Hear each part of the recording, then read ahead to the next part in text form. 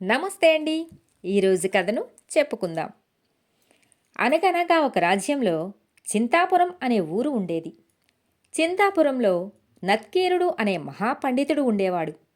ఆయన ఎంతటి క్లిష్టమైన విషయాన్నైనా అరటిపండు వలిచినట్లు చెప్పగలడు అని పేరు. చమత్కారంగా మాట్లాడడంలో ఆయనకున్న ప్రజ్ఞ గురించి గ్రామస్తులు కథలు కథలుగా చెప్పుకుంటారు. సకల శాస్త్రపారంగతుడైన వినయంలోనూ తనకు తనే సాటి అయిన నత్కీరుడంటే గ్రామస్తులందరికీ ఎంతో గౌరవం. ఇలా ఉండగా ఆ ఊరికి కొత్తగా కీర్తికాముడు అనే భాగ్యవంతుడు వచ్చాడు. తనకు రాని విద్య లేదని ఆయనకి మిడిసిపాటు. తన గురించిన పొగడ్తలు వినడం ఆయనకు ఎంతో ఇష్టం. అందుకోసం ఆయన డబ్బు ఖర్చు చేయటానికి కూడా వెనుకాడడు. పట్నంలో తననెవరూ పట్టించుకోవడం లేదని ఆయన తన నివాసం పల్లెటూరికి మార్చాడు. అక్కడే లంకంత ఇల్లు 100 ఎకరాల మాగాని కొన్నాడు. ఆ పల్లెటూళ్ళలోనే కీర్తికాముకుడి గురించి తెలుసుకున్న కొందరు స్వార్థపరులు ఆయన చుట్టూ చేరారు. నిత్యం ఆయనను పొగడ్తలతో ముంచెత్తుతూ తమ అవసరాలకు డబ్బు సంపాదించుకోవటమే వృత్తిగా చేసుకున్నారు వాళ్ళంతా. దాంతో కీర్తికాముడికి చింతాపురం విపరీతంగా నచ్చేసింది.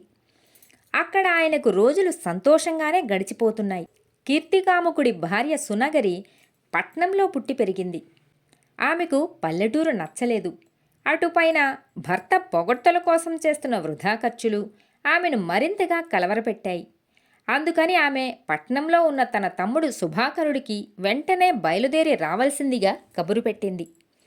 ఆ ప్రకారం చింతాపురం వచ్చిన సుభాకరుడు త్వరలోనే అక్కడ పరిస్థితిని అంతా ఆకలింపు చేసుకున్నాడు. వయసులో తనకంటే పెద్దవాడైన బావగారిని మందలించడం బాగుండదని ఆయనకు నచ్చచెప్పే ఉపాయం కోసం ఎంతగానో ఆలోచించాడు. చివరకు ఆయనను పొగడ్తలతోనే గెలవాలి అనుకుని ఒకరోజు ఆయనతో, బావా, ఏ దేశానికైనా గ్రామాలే పట్టుకొమ్మలు. గ్రామంలోనే స్థిరపడాలి అన్న నీ నిర్ణయాన్ని నేను మెచ్చుకోకుండా ఉండలేకపోతున్నాను.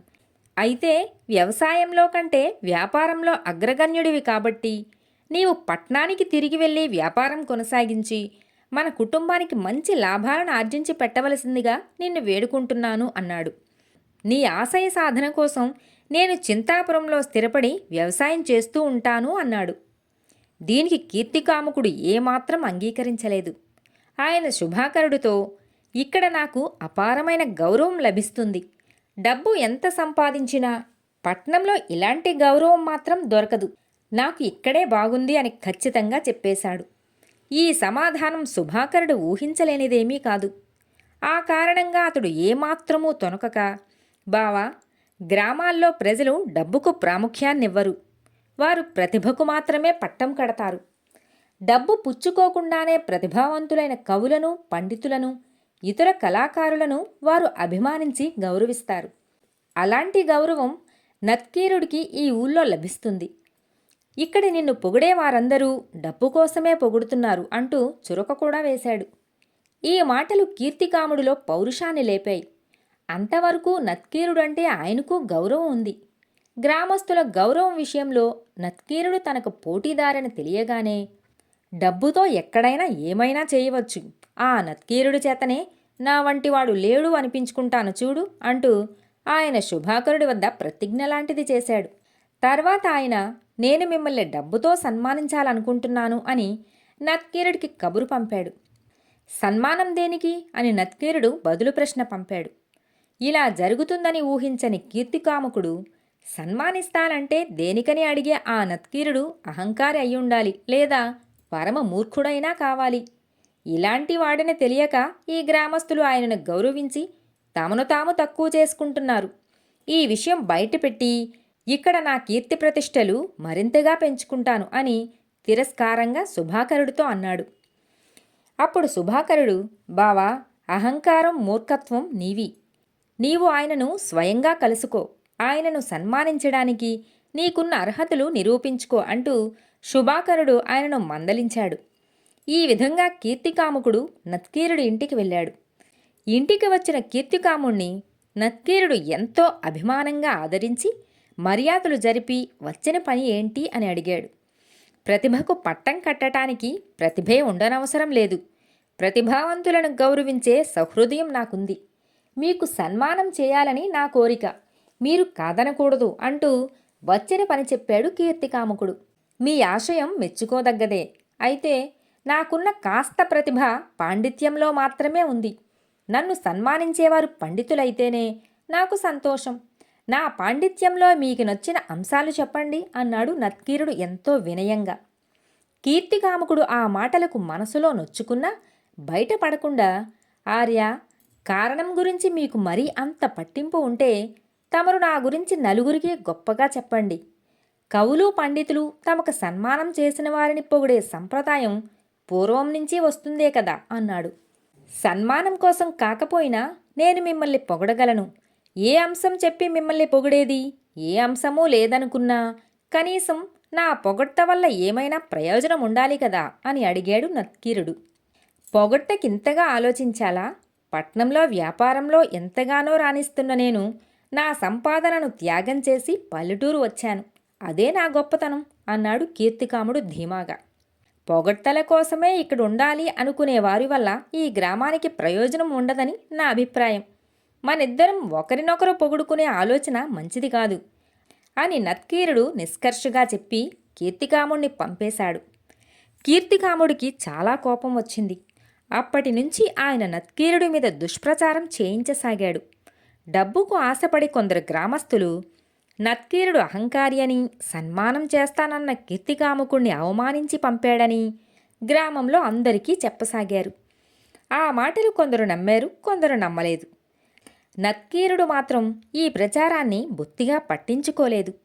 అయితే వారం రోజులు గడిచేసరికి నత్కీరుడికి చెరువు స్నానానికి పోయినప్పుడు మెట్ల మీద కాలు జారి పడడంతో కాలు దెబ్బతిని 10 రోజుల పాటు మంచం మీద ఉండవలసి వచ్చింది.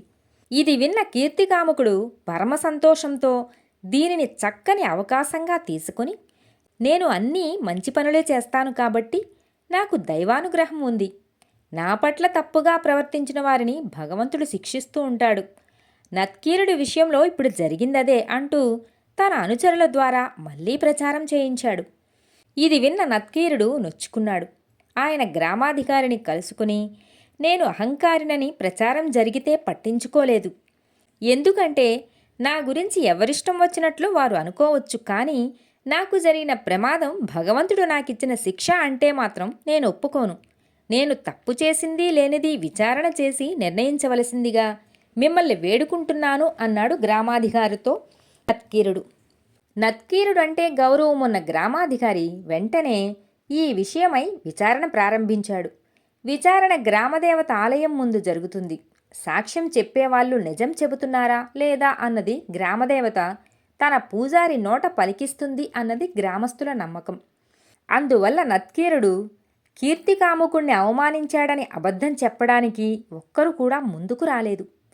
కీర్తికాముకుడు కూడా నా పట్ల తప్పు చేసిన వారికి కీడు జరుగుతుంది అన్నదానికి ఇప్పటి వరకు ఎన్నో నిదర్శనాలున్నాయి. నత్కీరుడికి చెరువు దగ్గర ప్రమాదం జరగటంతో నా పట్ల తప్పు చేసి ఉంటాడని నేను నమ్మాను. పాపపుణ్యాలు ఆ భగవంతుడికెరుక అని తప్పించుకో చూశాడు. దానితో గ్రామాధికారి విషయాన్ని చూచాయిగా ఆకలింపు చేసుకోగలిగాడు. అందుకని ఆయన కీర్తికాముడితో, మీ మాటల్లో ఎంత నిజమున్నది తెలుసుకునేందుకు కూడా గ్రామదేవత సాయాన్ని కోరవలసి ఉంటుంది అన్నాడు. అయితే నత్కీరుడు వెంటనే, కీర్తికాముకుడి మాటల్లో నిజమున్నదని నేను నమ్ముతున్నాను. ఆయన ఎంతగా అడిగినా నేను పొగడకపోవడమే కాక ఆ సంగతి 10 మందికి చెప్పకపోవడమే నేను చేసిన తప్పై ఉండవచ్చు. అందుకే భగవంతుడు నన్ను శిక్షించి ఉంటాడని నేను నమ్ముతున్నాను. ఇక గ్రామదేవతను అర్థించవలసిన అవసరమేముంది అన్నాడు. ఆ మాటలకు గ్రామాధికారితో సహా అక్కడున్న వారందరూ పక్కున నవ్వారు. కీర్తికాముకుడికి చచ్చేటంత అవమానమైంది. ప్రతిభావంతులతో గొడవ పెట్టుకోవద్దని బావమరిది చేసిన హెచ్చరిక చెవిని పెట్టినందుకు ఆయన పశ్చాత్తాపపడి వ్యవసాయాన్ని సుభాకరుడికి అప్పచెప్పి తాను తిరిగి పట్నం వెళ్ళిపోయాడు. అయితే చింతాపురం గ్రామస్తులు తరచుగా చెప్పుకునే నత్కీరుడు చమత్కారం గురించిన కథల్లో మాత్రం ఆయన శాశ్వత స్థానాన్ని సంపాదించుకున్నాడు. కథ సమాప్తం. మిత్రులారా, మరో కథతో